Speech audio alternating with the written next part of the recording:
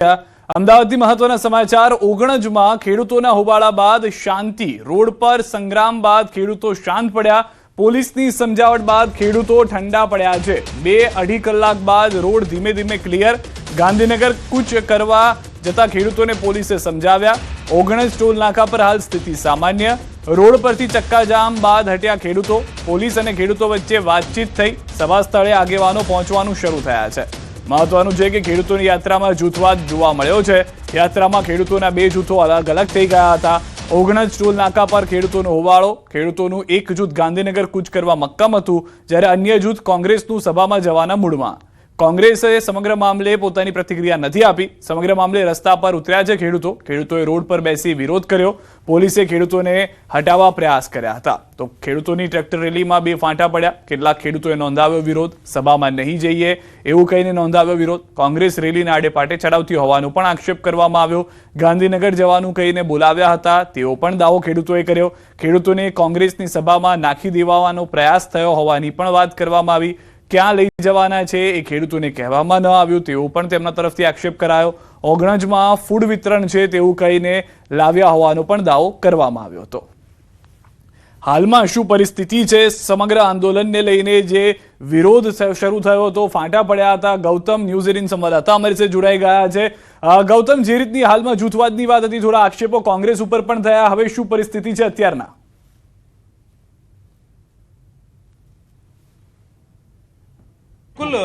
વહેલી સવારથી જ આજે ખેડૂતો દ્વારા ગાંધીનગર કૂચ તરફનું જે આયોજન જે છે તે કરવામાં આવ્યું હતું અને તે શાંતિપૂર્ણ માહોલની અંદર શાંતિપુરા ચોકડીથી લઈ અને ગાંધીનગર તરફ આગળ જે છે તેની શરૂઆત થઈ જોવા મળતી પરંતુ જેવો રોડ જે છે ઓગણજ ખાતે પહોંચ્યા અને ત્યાં 2 ફાંટામાં જે છે તે ફંટાયેલું જોવા મળ્યું હતું એટલે કે કોંગ્રેસ દ્વારા ગુમરાહ કર્યું હોય તે પ્રકારની વાત સાથે કેટલાક ખેડૂતો જે છે તે ગાંધીનગર કૂચ તરફ આગળ વાત કરતા હતા જ્યારે કોંગ્રેસ દ્વારા એક સભાનું આયોજન જે છે તે કરવામાં આવ્યું હતું અને સભાની અંદર સંબોધન કરવાની વાત હતી તેમની રણનીતિ એવી હતી કે તમામ ખેડૂતો અહીંયા વાર્તાલાપ કરવામાં આવે અને વાર્તાલાપ કરી અને નિષ્કર્ષ પર આવવામાં સરકારને આગામી દિવસોની અંદર કેવી રીતે રજૂઆત કરવામાં આવે છે અને કેવી રીતે ખેડૂતોની વાત જે છે તે સરકાર સુધી પહોંચે તે પ્રકારની રણનીતિ હતી પરંતુ ખેડૂતો જે છે તેમાં 2 ફાંટા જોવા મળ્યા એક ખેડૂત જે છે તે જ્યાંથી એટલે કે જે રૂટ હતો તે રૂટમાંથી ઓગણજથી પોતે પદયાત્રા કરીને આગળ જવાની કૂચ સાથે અકબંધ હતો ત્યારે ખેડૂત કોંગ્રેસ દ્વારા જે કહી શકાય કે એક સભાનું આયોજન કરવામાં આવ્યું અત્યારે હાલ જૂજ ખેડૂતો જે છે તે સભા સ્થળ ખાતે જોવા મળી રહ્યા છે કે કેટલાક ખેડૂતો જે છે તે ટ્રેક્ટર લઈને આવ્યા હતા અને તે રજૂઆત કરવા માટે અહીં આવ્યા હતા અને તે વાત મુખ્ય આ 5 મુદ્દાને લઈને કિસાન અધિકાર યાત્રા જે છે તે યોજાઈ હતી તેમાં જમીન માપણી અને કાપણી બંધ કરવાની વાત હતી જમીન સંપાદન પૂરતે પૂરતું વળતર મળે તે પ્રકારની વાત હતી ખેડૂતોને માફ કરવાની વાત હતી દૂધ અને ખેત ઉત્પાદનની એમએસપી જાહેર કરવાની વાત હતી આ તમામ મુદ્દાઓને લઈ અને આજની આ રણનીતિ જે છે તે ખેડૂતોની અને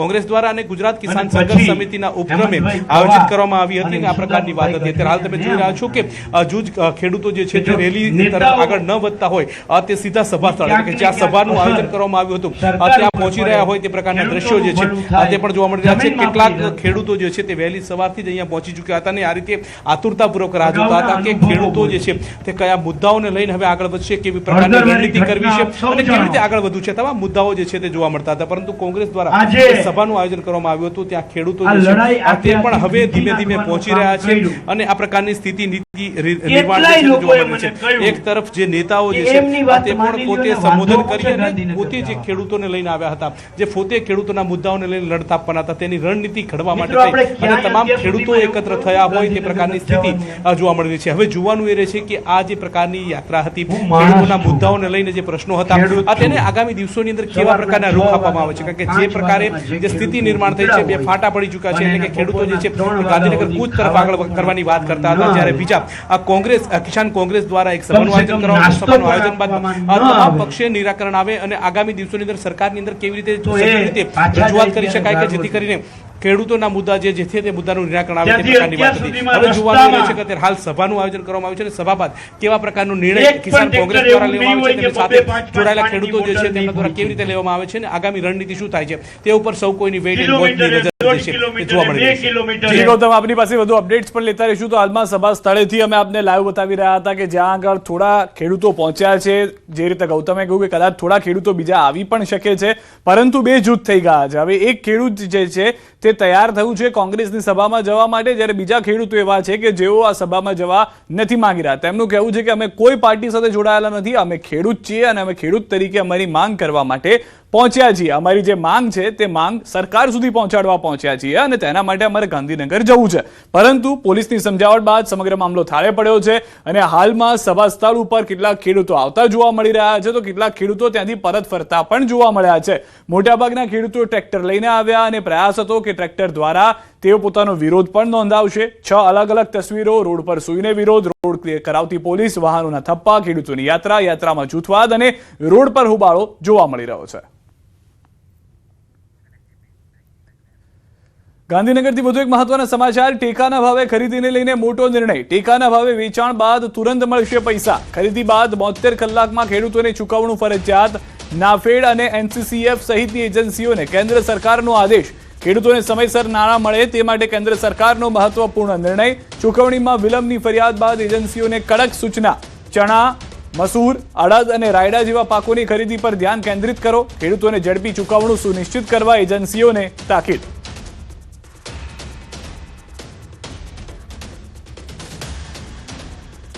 રાજસ્થાનના ચૂરુમાં મિની વાવાઝોડું ફૂંકાયું છે. શેખાવતીમાં ઉડી છે ધૂળની ડમરીઓ. રોડ પર ધૂળનું જ સામ્રાજ્ય છવાઈ ગયું છે. ચૂરુમાં ધૂળનું તોફાન જોવા મળી રહ્યું છે. ધૂળની આંધીથી વિઝિબિલિટી શૂન્ય થઈ ગઈ છે. તોફાનને કારણે રસ્તાઓ પર વાહનો થંભી ગયા છે. રાજસ્થાનના ચૂરુમાં દિવસે જ થઈ ગઈ છે રાત. આંધી આવતા રેતીથી ભરાઈ ગયું છે આકાશ. 10 મિનિટ સુધી દિવસે જ રાત્રિ જેવો માહોલ છવાઈ ગયો હતો. આ અંધકારના દ્રશ્યો પણ આપ જોઈ રહ્યા છો. ભર બપોરના સમયના દ્રશ્યો છે કે જાણે રાત્રિ થઈ ગઈ હોય તે પ્રમાણેના દ્રશ્યો જોવા મળ્યા છે. 60 થી 70 કિલોમીટરની ઝડપે આવેલા ધૂળિયા તોફાનને કારણે વાહન ચાલકો પણ પરેશાન થઈ ગયા હતા. આ ધૂળિયું તોફાન જે છે તે રાજસ્થાનના ચૂરુ વિસ્તારમાં હોવાથી કેટલાક બોર્ડર એરિયામાં પણ તેની અસર જોવા મળી હોવાની હાલમાં પ્રાથમિક જાણકારી મળી રહી છે. મિની વાવાઝોડું ફૂંકાયું હોવાનું સ્થાનિકોનું પણ કહેવું છે. તેઓ પણ થોડા સમય માટે ડરી ગયા હતા, કારણ કે જે રીતે આ તોફાન આવ્યું હતું કોઈએ વિચાર્યું પણ નહોતું કે ના કોઈ એવી આગાહી હતી કે જેના કારણે લોકો તૈયાર હોય, અને બહુ સમય બાદ આવી પરિસ્થિતિનું નિર્માણ થયું હોવાની વાત પણ કહેવામાં આવી. સ્થાનિકોનું કહેવું છે કે ઘણા સમય બાદ આવા દ્રશ્યો જોવા મળ્યા છે અથવા તો આવી પરિસ્થિતિનું નિર્માણ થયું છે કે જ્યાં આગળ ધૂળનું આ તોફાન આવ્યું હોય. સૌથી વધારે મહત્વની વાત એ છે કે જે વાહન ચાલકો બહાર ગયા હતા તેઓ તુરંત જ પરત ફરતા જોવા મળ્યા હતા. કેટલાક વિસ્તારની અંદર વૃક્ષો ધરાશાયી થયા હોવાની પણ જાણકારી મળી રહી છે. આ મિની વાવાઝોડું ફૂંકાયું છે. રોડ પર ધૂળનું સામ્રાજ્ય એક રીતે છવાઈ ગયું હોય તેવા દ્રશ્યો જોવા મળ્યા છે.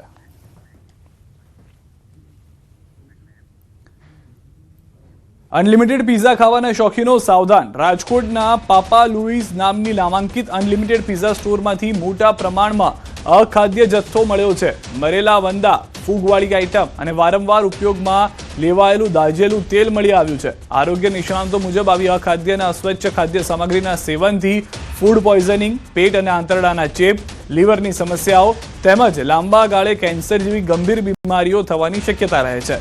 મેયર અને કમિશનરના આદેશ બાદ ફૂડ વિભાગ એક્શનમાં આવ્યું છે. મહાનગરપાલિકા દ્વારા શંકાસ્પદ ખાદ્ય સામગ્રીના સેમ્પલ પરીક્ષણ માટે મોકલવામાં આવ્યા છે. નિયમોનું ઉલ્લંઘન કરતા વેપારીઓ સામે એકમ સીલ કરવા સહિતની કડક કાર્યવાહી પણ શરૂ કરવામાં આવી છે. અધિકારીઓએ સ્પષ્ટ સંદેશો આપ્યો છે કે લોકોના આરોગ્ય સાથે ચેડા કરનાર કોઈ પણ વેપારીને બક્ષવામાં આવશે નહીં. ભેળસેળને અટકાવવા માટે, નસિયત કરવા માટે આખું વર્ષ ડ્રાઈવ ચલાવવાના છીએ. એવું નથી કે 15 દિવસ 1 મહિનો ડ્રાઈવ ચાલશે.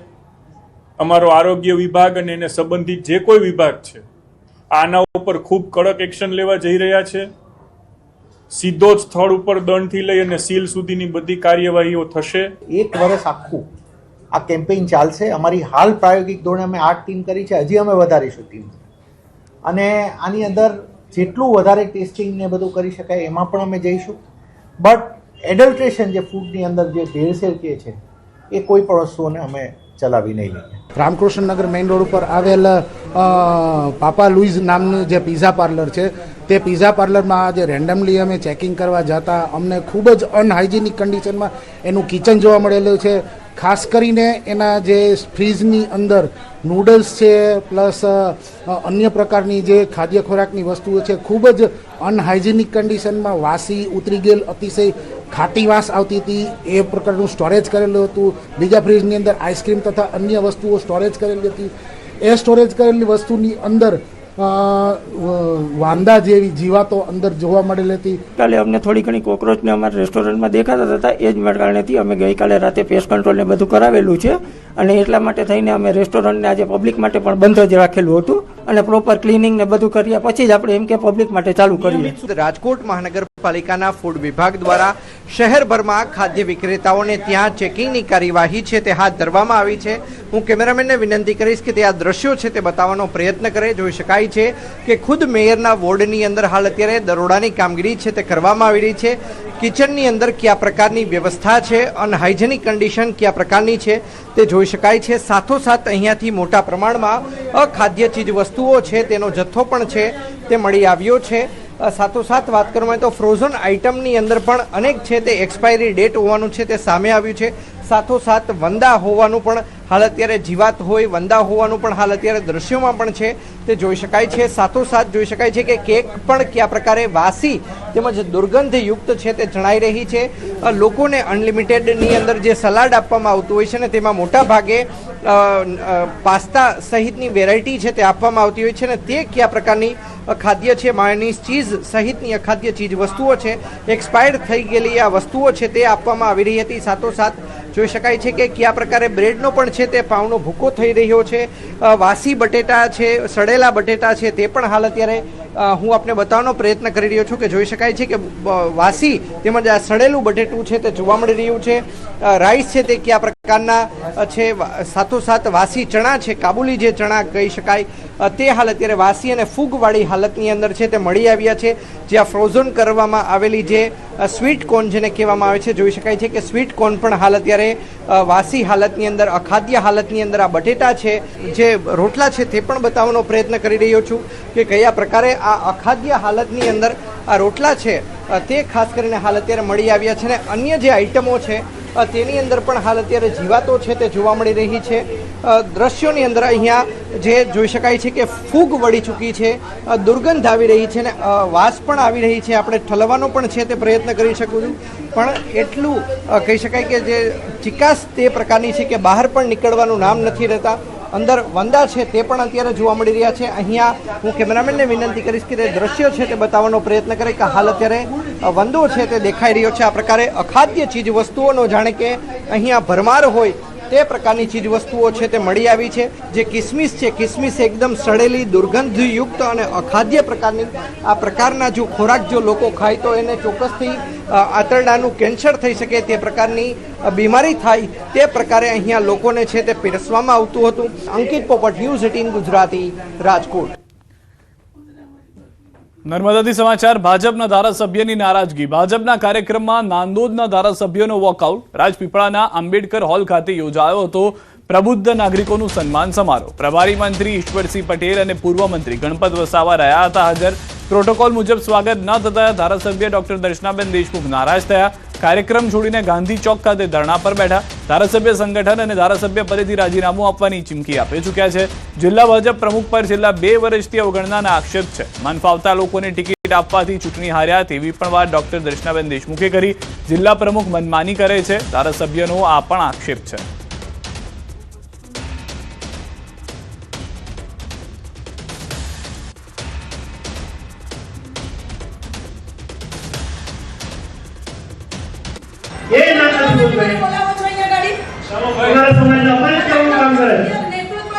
આદિવાસી સમાજના અમારા અધ્યક્ષ હોય ત્યારે આદિવાસી સમાજનું તમે વચ્ચે ના બોલશો મારી આગળ. ત્યારે પછી ને અપમાન કરવા માટે અહીંયા બોલાવો છો? ના સાહેબ, તમે પ્રભારી મંત્રી છો ને, તમે જુઓ છો સવારથી કાર્યક્રમ કેવી રીતના ચાલી રહ્યા છે. આ મારું અપમાન કરવા માટે બોલાવો છો તમે? આ ચૂંટણીમાં જીતાઈને આવેલી છું, કોઈ ઉપરથી પેરાગ્લાઇડિંગ કરીને નથી આવી. હું અહીંયા મારા વિસ્તારના અધ્યક્ષ છે, મારા આદિવાસી મોરચાના અધ્યક્ષ છે. ના સાહેબ, આભાર આપનો. Thank you. આપણે મારા માટે લડ્યા એના માટે ખૂબ ખૂબ આભાર. સર્વે જનતાનો પણ અને આપ સર્વે નેતૃત્વનો પણ. આ પેલો છે ને મહામંત્રી પ્રમુખના આધાર ઉપર જ કીધું હોય કે ભાઈ રહેવા દે ને, ચાલો પ્રમુખના આધારે જ કીધું. સાહેબ, પ્રોટોકોલમાં જે કંઈક નક્કી થયું હશે એ પ્રમાણે કાર્યક્રમ ચાલી રહ્યો છે. એ કાર્યક્રમ ચાલે છે અને ત્યારબાદ નર્મદા જિલ્લાના એસટી મોરચાના અધ્યક્ષ શ્રી રાજુભાઈ વસાવા દ્વારા એવું કહેવામાં આવ્યું કે બેનનું સ્વાગત કરવા માટે અહીંયા કોઈ સ્વાગતની ફૂલ કે કોઈ વ્યવસ્થા બી કરવામાં ન આવી હતી અને એ પોતે એક આદિવાસી તરીકે અને આદિવાસી મહિલા છે ધારાસભ્ય એમ કરીને એમણે એ વ્યવસ્થા ઊભી કરી હતી. જાહેરમાં એમણે આ વાત કરી અને પ્રોટોકોલ પ્રમાણે ધારાસભ્યએ આ પ્રબુદ્ધ નાગરિક સંમેલનમાં બોલવાનું નથી એવી સૂચના જિલ્લા પ્રમુખની હોવાથી મારું નામ પણ કહેવામાં નહીં આવ્યું અને આથી મનસુખભાઈ વસાવા જ્યારે સભાને સંબોધિત કરવા માટે ઊભા થયા અને આ બધી આખી ઘટના માન્ય પ્રભારી મંત્રી શ્રી, માન્ય પ્રભારી શ્રી તો મનસુખ વસાવાના નીલ રાવ પર આકરા પ્રહાર. નર્મદા જિલ્લા ભાજપ પ્રમુખ સામે પ્રહાર. નીલ રાવ સતત દર્શનાબેનનું અપમાન કરે છે, જિલ્લાના મોટા નેતાઓનું પણ અપમાન કરે છે. પ્રદેશમાં રજૂઆત કરી છે પણ રાવ સામે નથી લેવાતા પગલાં. નીલ રાવને તાત્કાલિક પ્રમુખ પદેથી હટાવ્યા. દર્શનાબેન માટે અમે લડાઈ લડીશું, નીલ રાવ જેવા દુરાચારીને નહીં ચલાવી લઈએ. દર્શનાબેન નું સતત નીલ રાવ જિલ્લા પ્રમુખ એ અપમાન કરે છે. આ જિલ્લાના ઘણા એવા પાર્ટીના જૂના કાર્યકર્તાઓનું પણ અપમાન કરે છે. આ નીલ રાવની એક પ્રકારની ખોટી માનસિકતા છે અને સતત દર્શનાબેન ધારાસભ્ય બન્યા છે તો કોઈનો કોઈ રીતને એને ડિસ્ટર્બ કરે છે.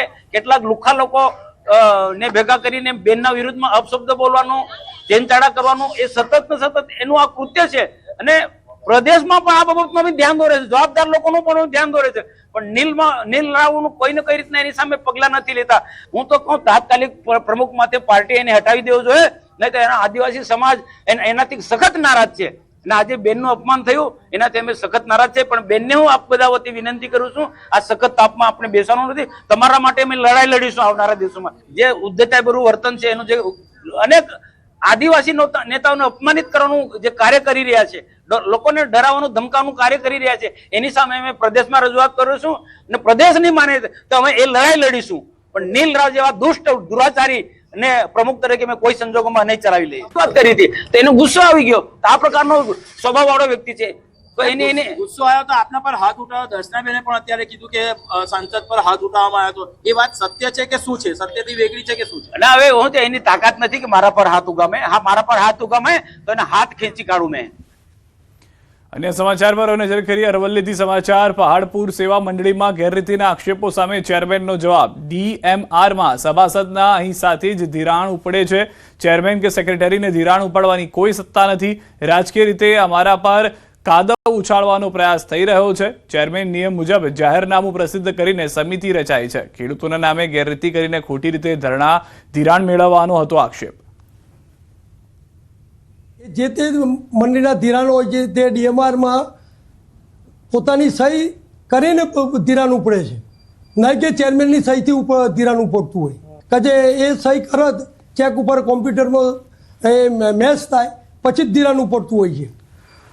એટલે એ વાત પાયાવીઓની છે. પેલા એ કરવા માટે આ લોકો કાદવ ઉછાળે છે અમારા પર.